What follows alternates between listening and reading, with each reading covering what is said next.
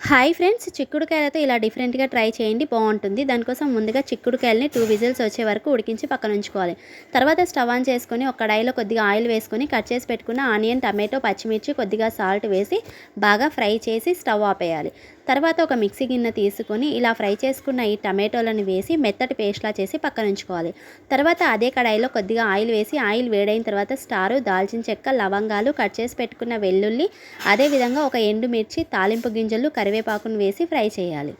ఇప్పుడు ఇందులోనే ముందుగా మిక్సీ పట్టి పెట్టుకున్న ఆ పేస్ట్ని వేసేసి కొద్దిగా అల్లం వెల్లుల్లి పేస్ట్, అదేవిధంగా పసుపును వేసి మొత్తం ఒకసారి ఆయిల్లో కలిసేటట్లు కలుపుకొని తగినన్ని నీళ్లు పోసుకొని మొత్తం ఒకసారి కలుపుకోవాలి. ఇప్పుడు ఇందులోనే కొద్దిగా ధనియాల పొడి, జీలకర్ర పొడి, ఎండు కొబ్బరి పొడిని కూడా వేసి మొత్తం ఒకసారి కలపాలి. తర్వాత రుచికి సరిపోయేంత కారాన్ని కూడా వేసి మొత్తం ఒకసారి కలిపి మనం ముందుగానే ఉడికించి పెట్టుకున్న చిక్కుడుకాయలను కూడా ఇందులో వేసుకొని మొత్తం ఒకసారి కలిసేటట్లు కలుపుకోవాలి. నెక్స్ట్ ఇందులో ఒక ఎగ్ కట్టర్ని తీసుకొని ముందుగా ఉడికించి పెట్టుకున్న ఎగ్స్ని ఇలా కట్ చేసి పెట్టుకొని పక్కన ఉంచాలి. తర్వాత మూత తీసి ఈ గ్రేవీ మొత్తాన్ని ఒకసారి కలిపేసి కట్ చేసి పెట్టుకున్న ఎగ్స్ని ఇందులో వేసి మొత్తం ఒకసారి కలిసే విధంగా కలుపుకోవాలి.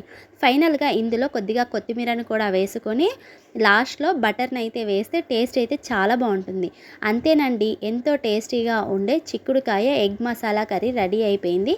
నచ్చితే ట్రై చేసి ఎలా వచ్చిందో కామెంట్ చేయండి. అదేవిధంగా ఛానల్ని సబ్స్క్రైబ్ చేసుకోండి. Okay friends, thank you. By by.